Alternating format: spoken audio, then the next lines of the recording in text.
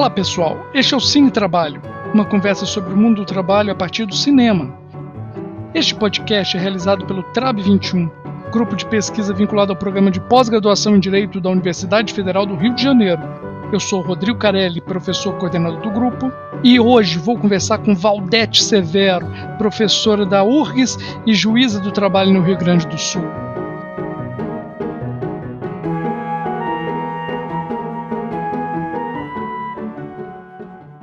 O papo vai rolar tendo como pretexto o filme Que Horas Ela Volta, uma produção brasileira do ano de 2015 e dirigido por Ana Mui Laerte. No filme, Regina Casé interpreta Val, empregada doméstica nordestina que trabalha e mora em casa de família em São Paulo há anos, tendo deixado para trás sua filha Jéssica para cuidar de Fabinho, filho do casal Bárbara e José Carlos. Atenção, a intenção é trazer muitos spoilers.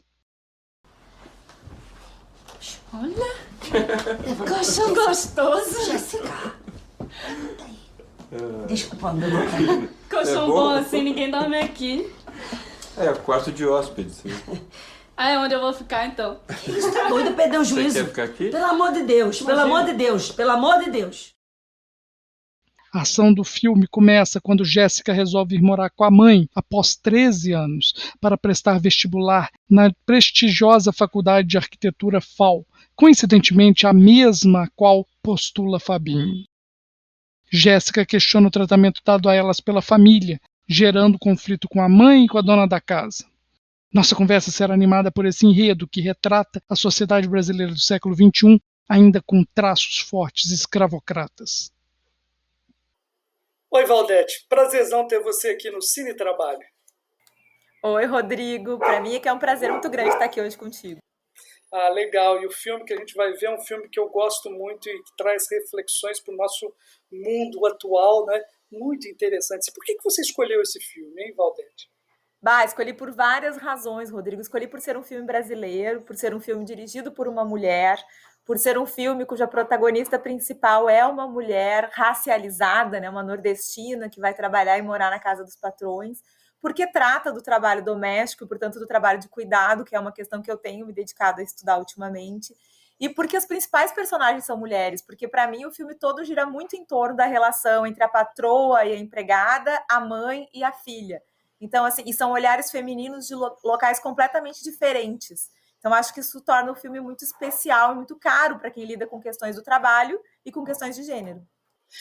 Agora que você falou, né, a gente consegue perceber que o filme ele é de mulheres fortes, cada uma forte do seu jeito, e de homens completamente abobados, né? Eu acho que essa é uma das questões, tanto o Fabinho, que é o filho da dona da casa, da Bárbara, quanto o doutor Carlos, que é o marido, é o dono da casa, eles são figuras assim completamente infantis, que vivem à sombra das mulheres, né? As mulheres é que tocam realmente o filme, não é? É bem isso. É interessante, Rodrigo, porque assim, eu acho que não é nem muito a intenção de mostrar personagens masculinos fracos, mas mostrar a ótica feminina daquelas relações, né? Como o homem acaba orbitando a vida da mulher e dependendo um pouco do que ela define, porque todo o tempo, durante todo o filme, o Dr. Carlos fica muito na dependência do que a Bárbara define que será feito na casa ou não, mesmo que aquilo angustie. E a mesma coisa o Fabinho, né? O Fabinho, sim, me parece um personagem bem infantilizado, né? E a relação dele com a mãe e com a empregada que o criou, acho que é muito interessante, porque o filme tem um olhar muito feminino, na verdade, e isso me chamou bastante atenção.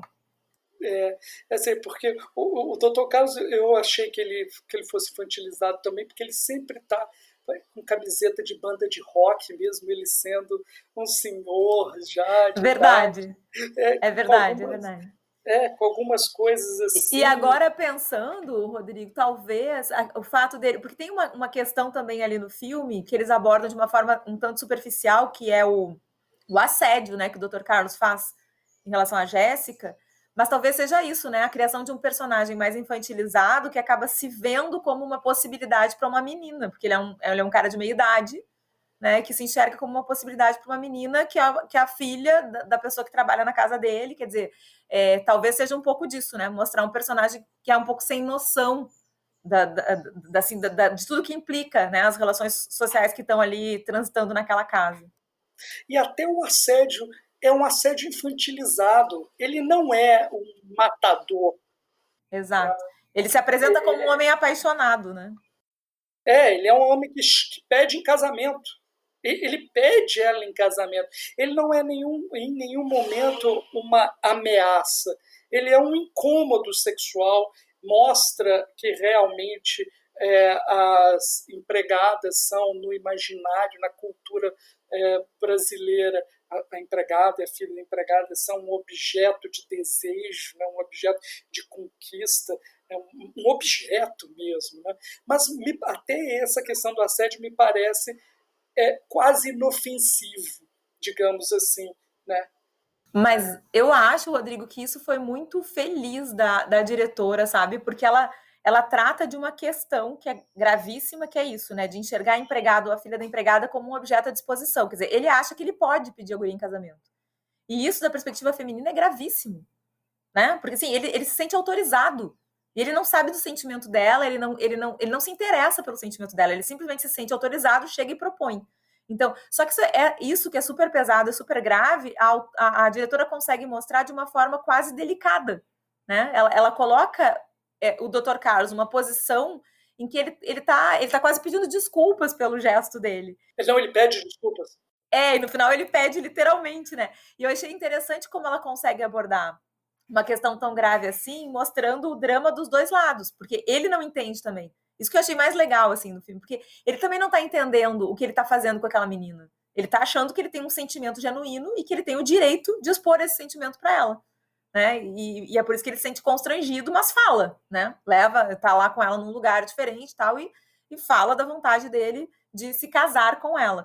E ao mesmo tempo ele tá ali agindo estruturalmente como o homem branco, empregador, que está colocando um corpo feminino na posição de um objeto a ser desfrutado. Então, eu acho que é muito feminino o olhar também, a forma como a cena é apresentada para a gente. Uma coisa que quando a primeira vez eu vi o filme, uma coisa que eu achei assim, que eu achei muito importante, eu achei muito inteligente o que você está falando, dessa sutileza, foi que os empregadores, o patrão e a patroa, eles não são pessoas ruins. Tá? Eles não são pessoas... A gente até eu imaginei, eu falei assim, quando eu saí do cinema, eu falei, nossa, geralmente as pessoas falariam muito mais absurdos do que eles falariam. Aí eles não falam absurdos, eles perto da extrema-direita que surgiu posteriormente, os absurdos que ela fala, eles não falam, eles sentem aquilo. Então eu acredito que isso deu uma força para mostrar algo que não era de patrões maldosos, mas sim de uma coisa incrustada dentro da nossa sociedade. Não achou isso, não? Sim, algo estrutural. Eu achei isso genial também, porque quem está assistindo o filme na posição de alguém que contrata uma mulher para trabalhar dentro da sua casa, para cuidar dos seus filhos, se identifica, né? Porque todas as cenas do cotidiano, né, Rodrigo, e muitas cenas que a gente escuta, inclusive, serem reproduzidas como fala nas salas de audiência, do tipo, ela comia a mesma comida que os meus filhos, ela era praticamente da família. Tem uma hora que a Bárbara diz, né? Ah, tu és praticamente da família. Quer dizer, são situações que são naturais, as pessoas conseguem se reconhecer. E eu achei isso muito interessante, porque senão ficaria aquela coisa que a gente tem a tendência sempre de fazer, até para aliviar a nossa responsabilidade nessa estrutura opressora em que a gente vive, que é pensar, não, mas é porque aquela era uma péssima empregadora, é porque aquele casal era um casal quase nazista. Não era um casal normal, são as relações de trabalho doméstico cotidianas que acontecem nos lares do Brasil o tempo inteiro, e de pessoas que se acreditam bondosas, porque ali fica muito claro que tanto a Bárbara quanto o Dr. Carlos se sentem pessoas boas, que são super tolerantes. Imagina, eles receberam a filha da empregada dentro de casa. Né? Ele tem uma cena que o Dr. Carlos pede, que é uma cena assim que até é bem comentada, que ele pede para Val trazer o sorvete, que é o do filho, que está separado para o filho, mas ele oferece para a Jéssica, que é a filha dela. Ou seja, ele está fazendo um gesto de extrema generosidade da perspectiva do patrão, né? Ele está dividindo com ela. Inclusive, depois a Val vai dizer, olha só, minha filha, deixa eu só te explicar uma coisa. Quando um patrão oferece algo que é dele, ele está esperando que a gente não aceite. Porque esse é o jogo simbólico do discurso dentro de uma casa, numa relação doméstica, eu finjo que eu te trato como se tu fosse da família, e tu sabe que tu não é. Então, tu sabe a hora que tu tem que dizer não, tu sabe o lugar que tu tem que ficar, tu sabe quando tu não precisa aparecer. Então, e isso que a Jéssica, claro, a Jéssica não está naquele contexto e ela vem para contestar isso, então ela vai desafiar essa regra. Mas eu acho muito, muito interessante que eles tenham colocado os patrões como pessoas bondosas até, né? E tenham colocado a empregada doméstica como alguém que assimilou a lógica do patrão. Alguém que acha que aquilo ali tá certo, tá tudo certo. A filha é que é inadequada. Né? Logo que a filha chega para a empregada doméstica, para a personagem da Val, quem está desajustada ali é a Jéssica, que não entendeu ainda que ela tem que ser invisível dentro daquela casa. Facilita, né, Rodrigo, que a gente consiga se dar conta de que realmente é estrutural. Né? É uma questão que tem que ser mudada na estrutura, não é um problema de pessoas perversas ou de pessoas boazinhas. Isso que eu também achei a mesma coisa. E vai até, e é uma questão assim, o filme tem várias sacadas muito boas, mas uma das questões muito interessantes, muito boas, bem sacadas que eu achei, foi a questão de que a Val, ela quer ser uma estudante de arquitetura. E isso, para mim, no filme, tem tudo a ver com isso que nós estamos falando do estrutural. Porque ela, como estudante de arquitetura, em determinado momento, ela vai mostrar a planta da casa. E ela começa a mostrar e falar da planta da casa dos patrões. E as casas, principalmente num bairro chique como Morumbi, em São Paulo, onde passa esse filme, mas em qualquer apartamento de classe média alta, ele é desenhado à imagem e semelhança de Casagrande e Senzala. Né? Então isso é muito interessante, que ela vai mostrando o local de cada um, e ela vai falar, olha, essa daqui é a Casa Grande, e você, mãe, você fica aqui no quartinho, que é no outro andar, em outro local, perto da piscina, perto do cachorro. Então é Casa Grande Senzala, que é reforçado em uma parte do filme, que a Bárbara chega e fala, olha, a partir deste momento eu quero que ela fique da porta da cozinha para lá.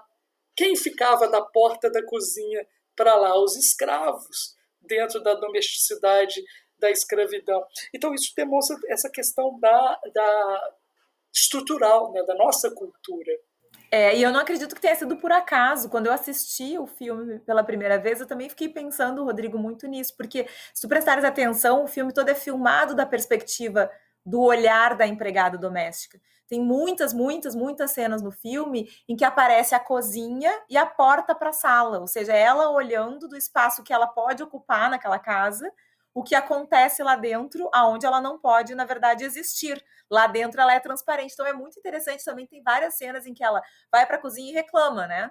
Diz, isso aqui não tá bom, isso aqui tá... E aí quando ela sai da cozinha para o espaço onde ela não pode existir, ela se comporta. Ela serve, ela sorri, ela pergunta se querem mais, ou seja, ela faz aquilo que se espera que ela faça. Então eu acho que escolher para a Jéssica a vontade de estudar arquitetura é sim dialogar com isso, né? Com uma questão estrutural. Até porque quando a Jéssica, por exemplo, vai nesse outro ambiente e se interessa pelo trabalho do Dr. Carlos, elogia e tal, me parece, pelo menos, que a diretora está brincando com essa coisa dos espaços que podem ou que não podem ser ocupados.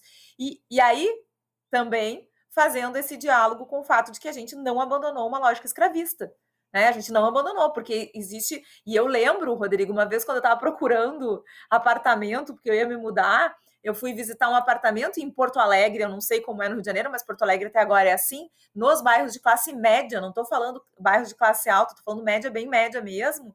E eu fui olhar e a primeira coisa que o corretor disse foi, a senhora vai gostar muito desse apartamento, porque o elevador em que as empregadas entram é outro. Esse aqui elas entram por esse elevador, elas saem num corredorzinho que dá acesso à porta da cozinha. Ninguém precisa ver elas transitando no prédio. Eu estava acompanhada e a pessoa que estava comigo disse assim, puxa, ele nem sabe que ele acabou de perder uma cliente. Pois é. Eu fiquei assim, eu não consegui mais olhar o apartamento depois disso. E isso é comum nesses bairros de classe média, ou seja, de pessoas que vivem do trabalho também, de pessoas que não são ricas, mas que cultuam essa coisa de deixar as empregadas domésticas na invisibilidade e de ter, é só ver, né, os prédios têm elevador social. Quer dizer, o elevador a Lélia Gonzalez fala disso nas obras dela, né? O elevador de serviço é para serviçais. O elevador social é para quem tem sociabilidade, para quem pode existir na sociedade. Quer dizer, é muito forte isso, e isso é presente até hoje. E eu acho que o filme é muito feliz por demonstrar isso, inclusive na forma como filma as cenas. Eu não conheço isso aqui no Rio de Janeiro, então eu acho que aqui tem mudado. Rodrigo, eu fiquei muito impressionada com isso. E isso é muito comum. Porque depois, comentando com pessoas conhecidas, como se fosse assim, gente, imagina! Aí todo mundo dizia, tá, mas que mundo tu vive? O apartamento do fulano é assim, o apartamento do ciclano é assim. Pensei, meu Deus do céu. Aqui no Rio, a partir dos anos 2000, você não encontra mais apartamentos com dependência de empregada. Não tem no Rio aqui. Mas isso que você está falando aqui é muito. Aqui em Copacabana, nos apartamentos antigos, de década de 1950, as dependências de empregadas são completamente isoladas, com 2 até 3 quartos de empregado doméstico. Olha que coisa de maluco, os grandes aqui no Rio de Janeiro. Mas esse negócio do espaço é muito importante realmente no filme, tanto que tem a questão da mesa, do sentar-se à mesa, não deve sentar-se à mesa, esse espaço nobre, digamos, da casa, né? Então, ela até pergunta a Jéssica, mas espera aí, eu vou comer em pé, né? Onde que é o espaço que nós devemos ficar? Mas uma questão que eu queria tratar contigo desse filme é uma questão não falada, mas só mostrada, em que a empregada está à disposição o tempo inteiro, né?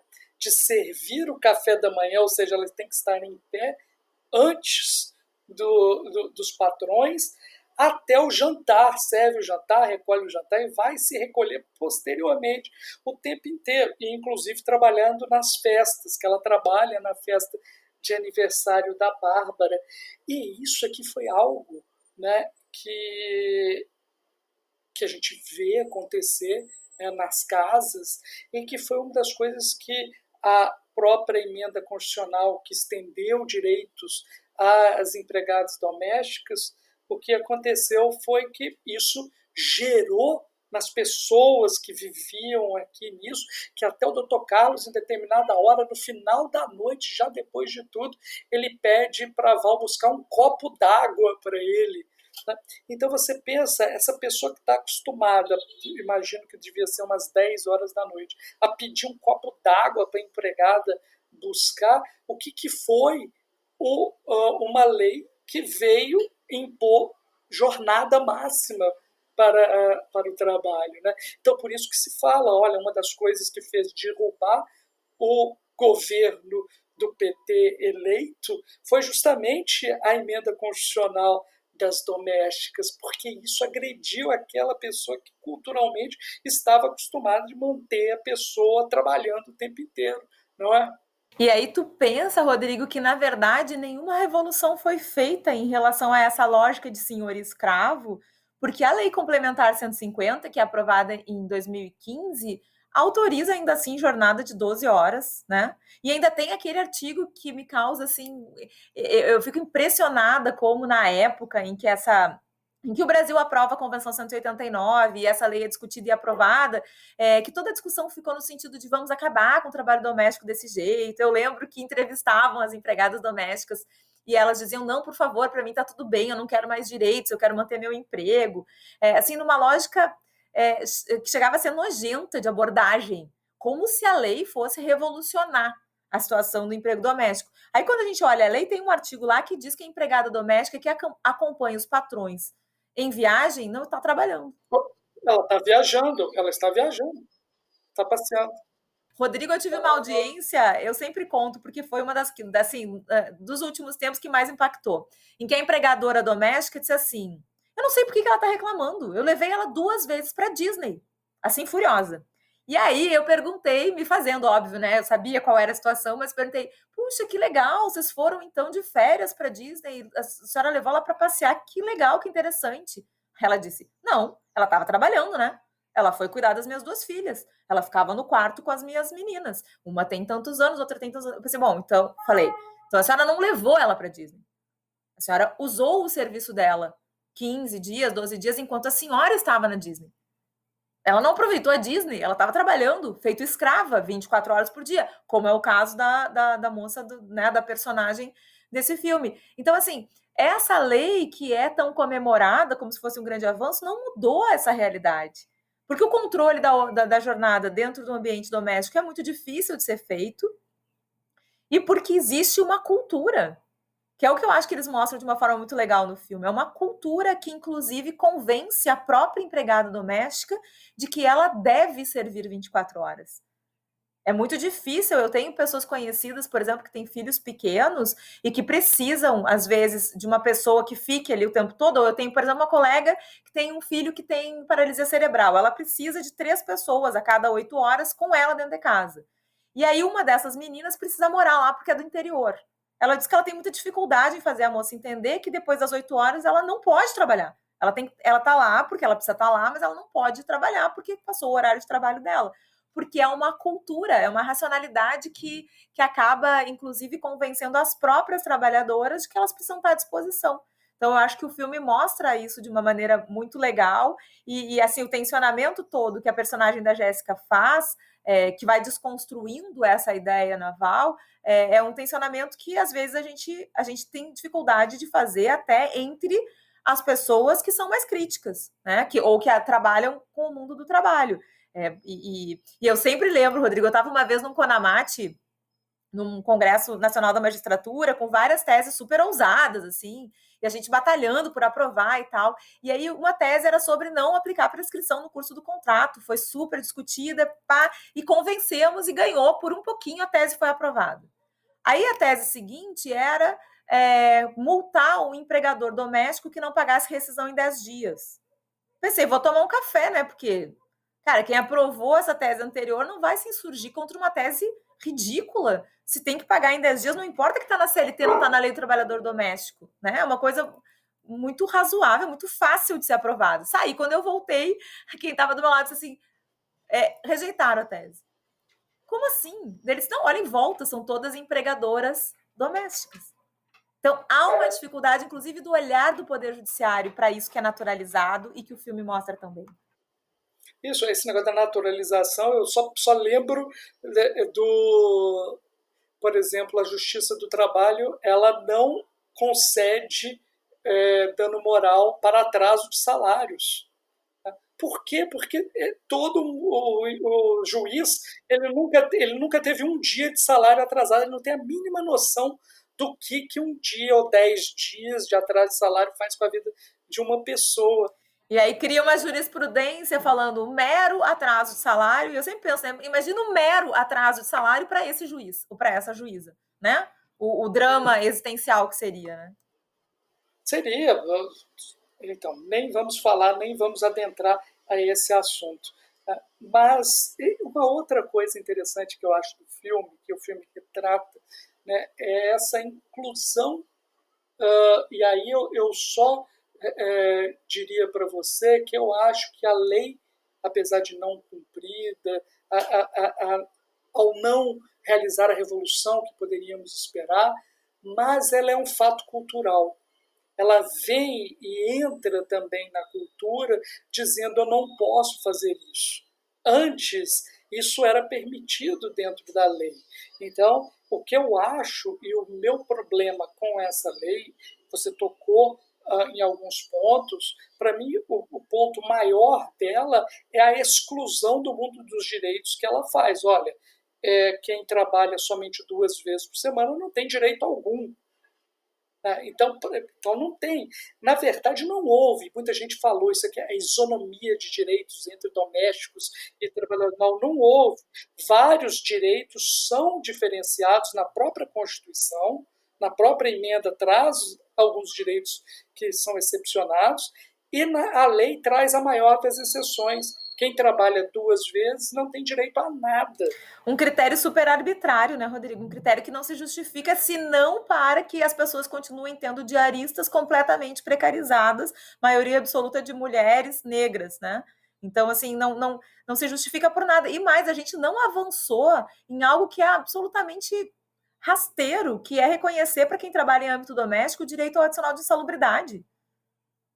Que não tem nem, assim, a gente tem uma jurisprudência que diz que se uma trabalhadora limpa um banheiro de um escritório, que um escritório que tem um banheiro só, se ela limpa o banheiro do escritório, ela tem direito adicional de salubridade. Se ela está numa casa com 6 banheiros, ela não tem direito, como se os agentes patogênicos fossem diferentes.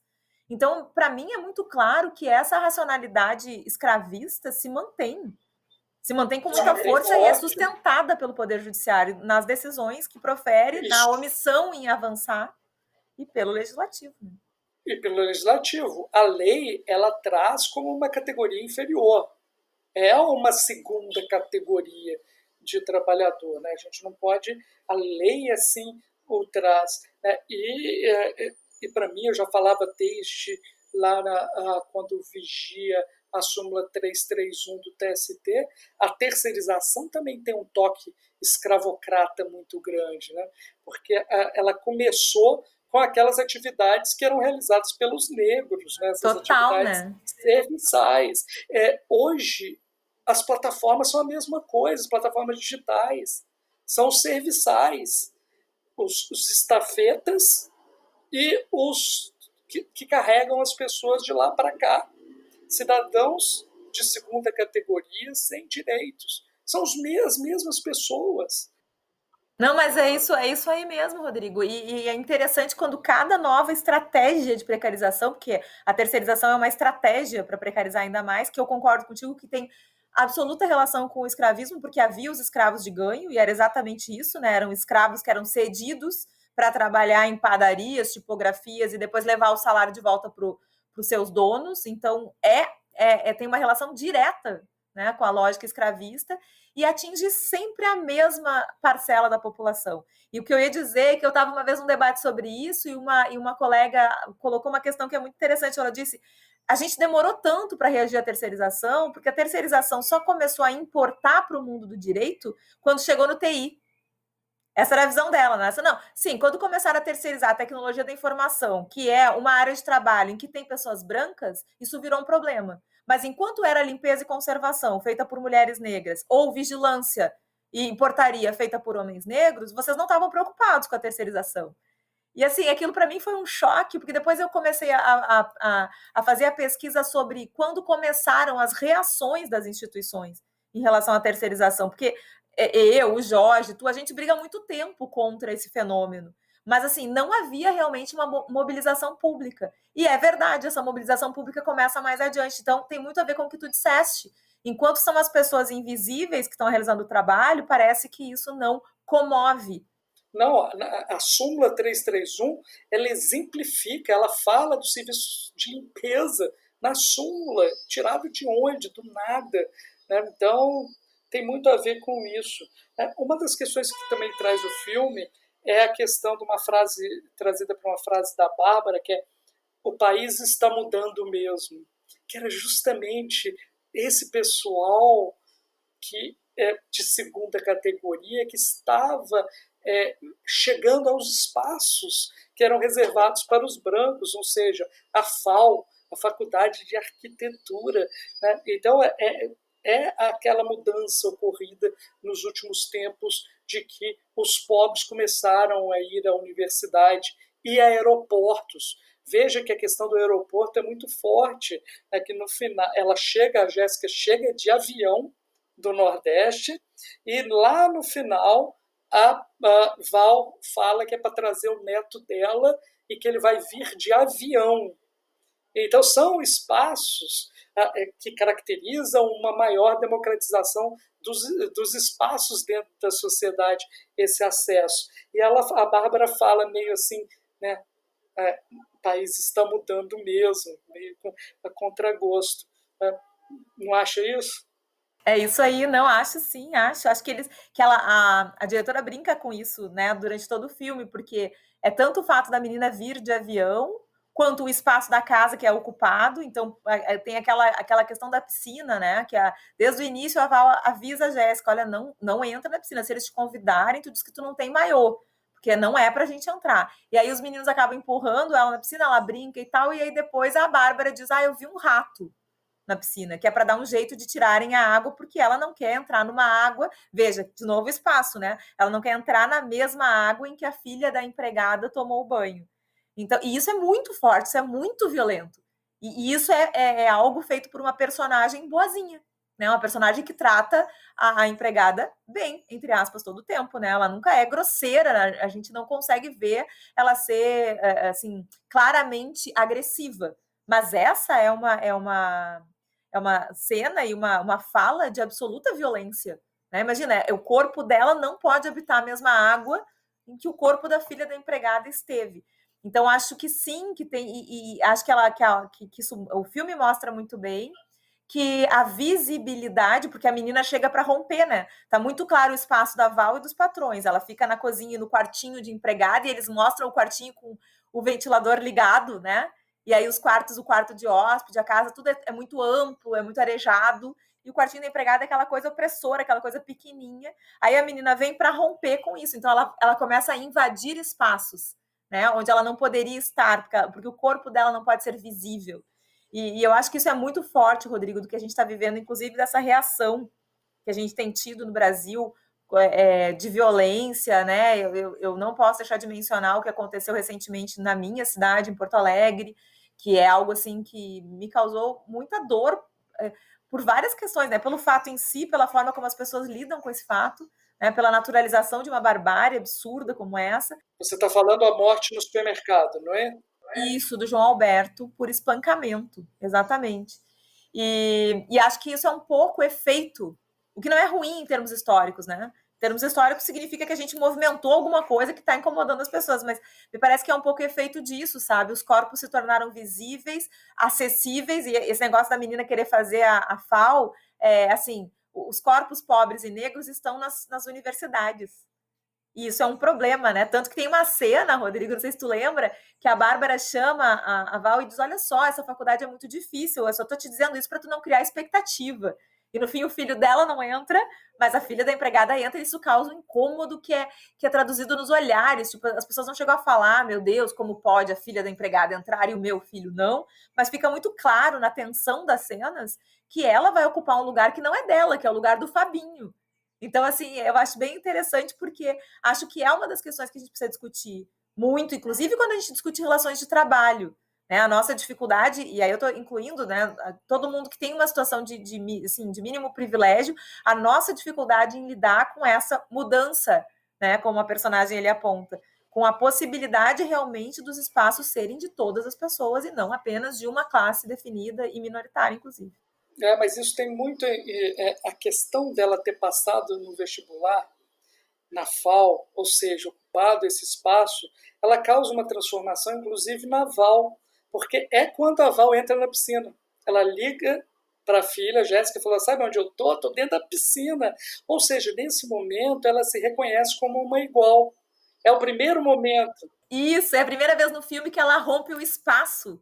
É a primeira vez no filme que ela faz o que ela não deve fazer. Todo tempo ela obedece, todo tempo ela está corrigindo a menina, dizendo, olha só, esse não é o teu lugar, não faz isso, tu não pode sentar. Onde já se viu? Tem uma hora que ela diz, onde já se viu filha de empregada sentar em mesa de patrão?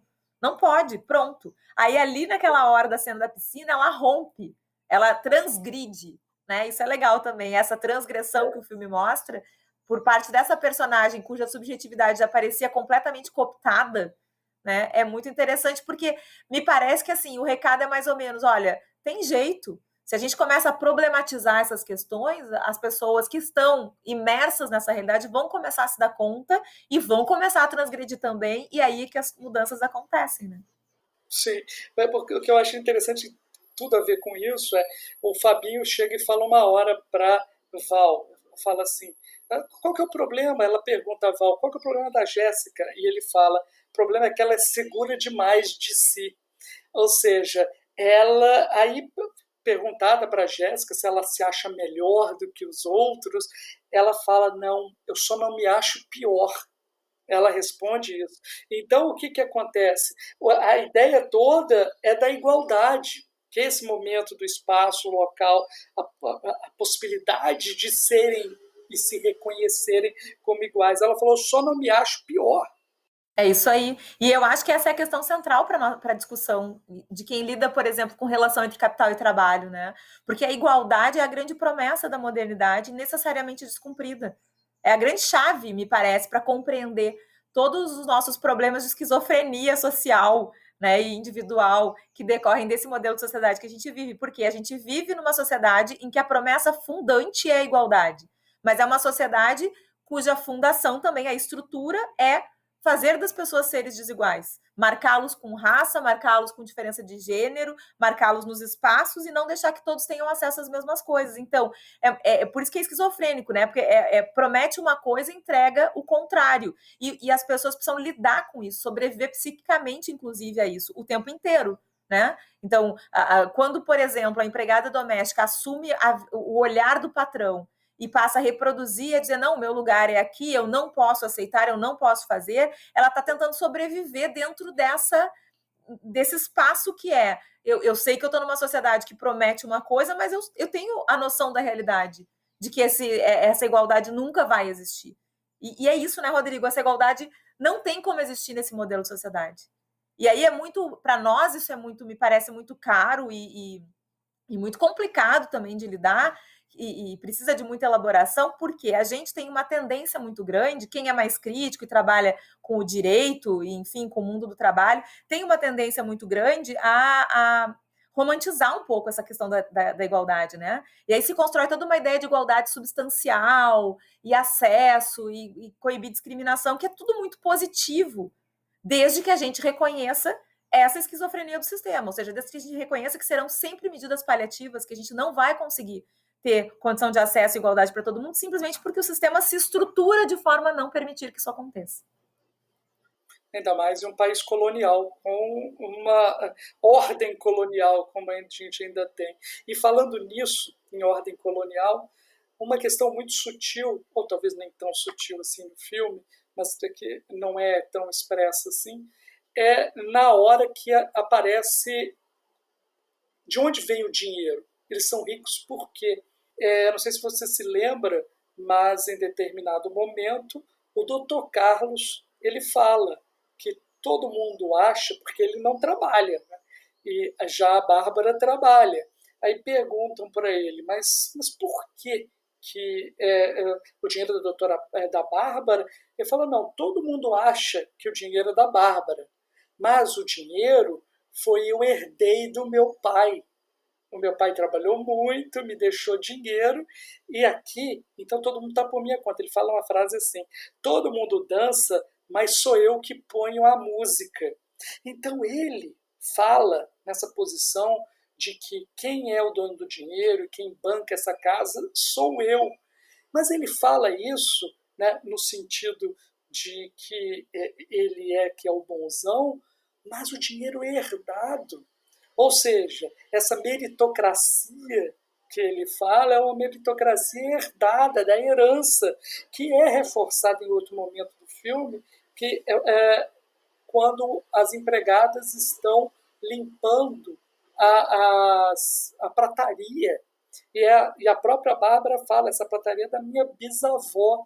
Então você vê que é realmente uma estrutura que não tem nada a ver de meritocracia, que é de herança de riqueza nesse país desigual, e a perpetuação e a reprodução e perpetuação dessa mesma desigualdade, que é mostrada no filme a partir do momento que se mostra onde está o dinheiro, de onde vem o dinheiro, e o dinheiro é da herança. É verdade, sabe que eu nem lembrava dessa parte, mas é verdade, e é interessante como aí também tem uma sacada assim, importante, que é a questão da propriedade privada, né? Da importância da propriedade privada. Por que importa de onde vem o dinheiro, né? Importa porque é esse dinheiro que consegue dar acesso a determinadas pessoas e impedir o acesso de outras. Então, tem a questão da meritocracia falsa, né? Eu sou quem sou porque sou neta do fulano, enfim. E tem o fato também da propriedade privada que se perpetua, do direito da herança, por exemplo, né? que sai da onde essa ideia de um direito de herança? Quer dizer, quem tem mais vai sempre conseguir fazer com que os seus tenham mais em relação aos outros, isso não vai ser distribuído, que é uma coisa que a gente quase nunca problematiza. De novo, nem a gente que lida de um modo crítico com a sociedade em que a gente vive costuma problematizar, por exemplo, o direito de herança. De onde ele vem? Como que se justifica que uma riqueza seja acumulada durante a existência terrena e que depois fique para os meus filhos e não seja distribuída? Porque em outras culturas, por exemplo, toda a noção daquilo que se produz ou que se acumula é uma noção coletiva. Né? Se eu consigo acumular ou produzir, eu acumulo para a coletividade. Então a coletividade vai usufruir disso. A gente não, a nossa sociedade é assentada nessa coisa individual, né? de ter a propriedade privada como algo que eu posso segurar para mim e com isso impedir que outros tenham acesso também. Eu não lembrava dessa parte, mas acho que é super interessante falar nisso mesmo. Deixa eu te fazer uma provocação aqui. Agora, então, acho que a gente vai discordar. Você tinha me dito, né, quando a gente conversou sobre esse filme, que você não tinha gostado do final. Quais são as razões para isso? Então, eu ainda quero falar, Rodrigo, se der tempo, da questão dos filhos, né? Da falta de... que eu acho que o filme mostra muito bem da falta de estrutura para quem trabalha, né? A empregada teve que deixar a filha em Pernambuco e não criou a filha. Para criar o filho dos outros. Para criar o filho dos outros. Porque se ela tivesse uma creche pública, ela poderia trazer a filha junto, mas não tem. Né? Então, assim, o quanto isso também é forte no filme. E aí eu lembrei porque linka com o final, né? No final, quando ela resolve pedir demissão, ela diz para a filha, traz o teu filho para cá que eu vou ajudar a criar. Ou seja, ela tem que se desprender e aí é que está a minha crítica, tá? Talvez a gente até nem discorde. Porque, assim, eles mostram que ela consegue perceber, né, a situação em que ela está colocada e quer se livrar. Isso é positivo, beleza. Mas como que ela se livra? Primeiro, abrindo mão daquilo que realmente é um projeto, ou poderia ser um projeto de vida dela, para virar avó. Então, para virar a mulher que vai fazer o trabalho de cuidado invisibilizado e não pago dentro de casa. Isso o filme não problematiza. Então, me incomodou um pouco, porque assim, é um filme que trata de mulheres. É um filme que trata do trabalho de cuidado. Mas trata do trabalho de cuidado remunerado, do trabalho doméstico. E não consegue se dar conta, ou pelo menos não problematiza, ou eu não consegui aprender, a questão do trabalho de cuidado não remunerado. Porque essa mulher de, sei lá, 50 e poucos, 60 anos, que finalmente se liberta daquele grilhão, daquela ideia de estar ali quase como uma escrava, vai ser a cuidadora do neto. Ela se propõe a isso. E tem duas coisas, Rodrigo. Primeiro, ela vai ser cuidadora do neto e ela vai ser empreendedora de si mesma. Isso me incomodou demais. Talvez essa seja a parte que mais me incomodou. Ela diz, eu não me lembro agora qual é a profissão que ela vai fazer, se é vender alguma coisa na praia ou se... fazer massagem. Fazer massagem, exatamente. Mas ela diz isso. Não, agora eu pedi demissão porque agora eu vou ser empresária. Eu vou fazer massagem. Então, assim, essa coisa, essa segunda crítica, né? Essa cultura no Brasil de estimular o empreendedorismo falso, né? A ideia do empreendedor de si mesmo, de que isso é uma coisa idílica, é uma coisa boa, sem que se sequer problematizar o fato de que essa mulher trabalhadora massagista é mais desamparada do que a empregada doméstica em termos de proteção social. Então, assim, ela não está saindo de uma situação horrível para uma situação maravilhosa. E o filme não problematiza, o filme mostra, e aí a terceira crítica, o final feliz, né? Que é uma crítica, na verdade, de vários filmes brasileiros. Tirando o que o Jorge comentou aqui outro dia e alguns poucos, a maioria dos filmes brasileiros acaba novelizando um pouco o final. Assim, chega no final, o final é feliz, todo mundo fica bem, as coisas são maravilhosas. E eu acho que esse filme é tão interessante, tão importante, a história é tão bem construída que ele não merecia esse final, sabe? Ele merecia um final que continuasse com a mesma densidade com que a história se desenvolve, porque não vai ficar tudo bem. Ela perdeu um emprego da vida toda, um emprego que a escravizava, ok? Mas é um emprego da vida toda. Ela vai tentar uma vida de empresária como massagista, que é algo extremamente perverso hoje em dia para as mulheres, porque são mulheres que trabalham em esforço repetitivo e que, portanto, adoecem muitas vezes de lerdorte, não têm previdência social que as ampare, porque são empreendedoras de si mesmo, que trabalham para se alimentar, que não podem adoecer, porque senão não vão ter renda, e ela vai ser a cuidadora do neto, e as duas ficam felizes no final, e tá tudo certo, alugou uma casinha, entende? Então, assim, a minha crítica é essa. Eu acho que essa crítica não desmerece o filme, mas acho que assim, a profundidade que o filme tem merecia que esse final fosse um pouco mais real, digamos assim. Sei. Eu vejo um pouquinho diferente. Eu concordo. Só voltando um pouquinho, quando você falou, você estava se referindo ao filme escolhido pelo Jorge Sotomayor, que foi o Eles Não Usam Black Tie. Recomendo que todo mundo assista, muito bom o episódio. Isso, que ele esteve aqui no Cine Trabalho e ele comentou, nós discutimos esse filme. Mas eu tive uma impressão do final diferente. Eu concordo contigo em relação à questão do cuidado. Há muito tempo negligenciado o trabalho de cuidado, até as teorias de esquerda dizendo que isso não é trabalho produtivo, que eu tenho grandes problemas em relação à teoria que vai dizer que isso não é trabalho produtivo. Isso desqualifica, completamente esse tipo de trabalho que é essencial e base em toda a nossa sociedade, e não existiria produção sem ele. Ele é tão ou mais importante no filme. Eles Não Usam Black Tie, isso é mostrado de uma maneira também muito forte. Eu concordo contigo nesse ponto da falta de problematização. Também tem horror à questão do empreendedorismo de si mesmo, mas eu entendi que o filme, o final do filme foi quase que uma revolução. Foi um processo revolucionário dessa mulher, um processo de libertação. Ela estava escravizada, ela estava lá presa àquela estrutura escravocrata, e ela deu um ultimato àquilo, jogou tudo para cima sem saber o que fazer. A Jéssica pergunta para ela: o que a senhora vai fazer isso agora? Não, vou tentar alguma coisa, vou fazer massagem. Ela não sabe o que vai fazer. E para ela não importa, porque ela estava na escravidão. É mais ou menos alguém sair de uma prisão e falar: pô, e agora o que você vai fazer? Eu não sei o que eu vou fazer. A ideia dela foi reconstituir-se como um ser humano. Ou seja, está lá o meu neto, minha filha que ficou 10 anos fora, vamos fazer o que for, mas esse neto tem que vir para cá. Então eu acho que foi meio que uma correção de rumo, um reconhecimento que ela tinha direito a uma vida familiar, que ela tinha direito a ser uma igual a outra. Se a outra tem os filhos, por que ela não pode ter filho e neto ali junto a ela? Obviamente que as questões como ela vai fazer isso, nem ela sabia. Muito provavelmente ela poderia ter guardado dinheiro, sabe-se lá o que aconteceu, o que pode acontecer na prática. Mas para mim o final ele é mais simbólico do que real. Eu achei assim que às vezes nos falta essa visão da revolução. A gente, lá no meu grupo de pesquisa, a gente está estudando muito o Maurício Lazarato, e ele fala nisso, principalmente no último livro dele, Fascismo ou Revolução. Ele fala muito a gente ter e vislumbrar uma revolução. Eu acho que, e o episódio piloto aqui do Cine Trabalho, a gente tratou de um filme que o final também é um final apoteótico, catártico, nada a ver com a realidade, que é o filme Sleep Dealer, mas eu acho que é um simbolismo de uma possibilidade de libertação. Essa é a minha leitura, que não elimina o que você viu. Eu não discordo de ti, eu acho também isso, e achei bem legal eles mostrarem. A questão é como se mostra, porque também é simbólico, né?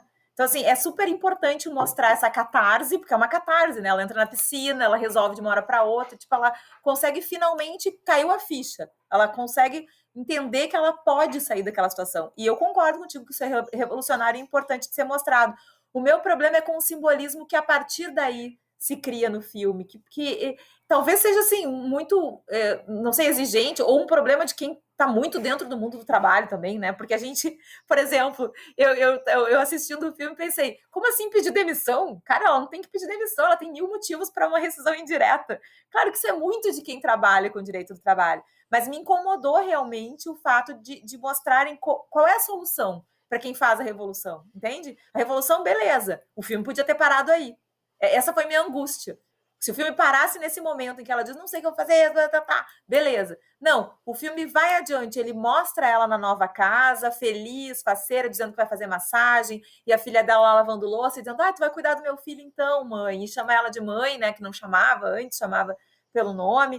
Então, assim, esse recado, sabe, assim, de que a vida, de que tá tudo certo e de que a revolução vai ter os efeitos se ela cair de volta na mesma malha, porque essa é a impressão que eu fiquei, né? Ela se liberta de algo que é horroroso, mas ela cai na mesma cilada no final, de tentar um empreendedorismo ou de fazer um trabalho invisibilizado numa condição que não vai ser idílica, como mostra.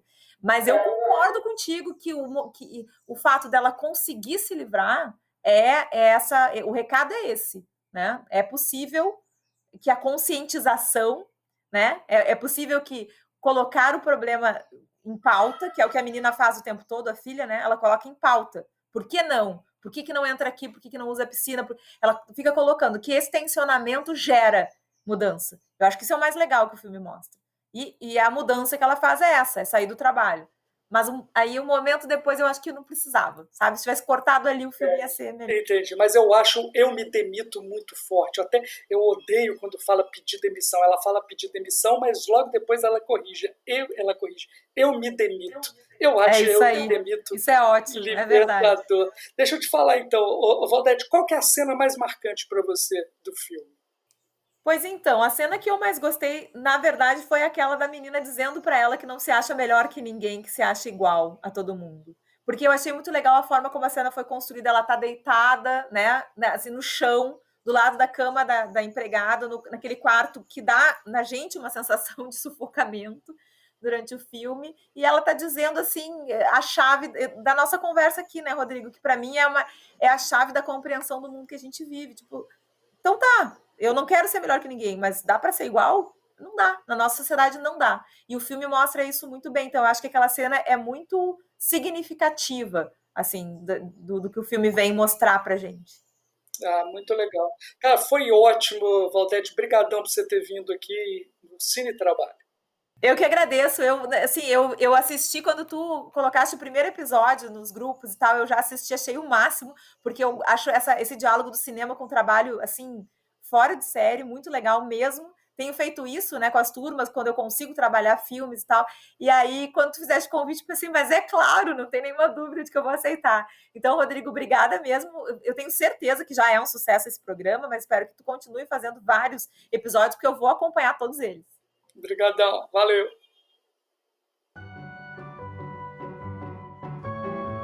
O Cine Trabalho é uma produção do Trab 21, grupo de pesquisa vinculado ao programa de pós-graduação em Direito da UFRJ. No nosso blog www.trab21.blog você encontra notícias, artigos e outras produções feitas pelos nossos integrantes. Eu sou Rodrigo Carelli, professor e apresentador deste podcast. A montagem e produção executiva do programa é de Ingrid Figueiredo, integrante do grupo. Para não perder nenhum episódio, assine o nosso feed no seu tocador de podcast favorito. Até o próximo episódio, pessoal!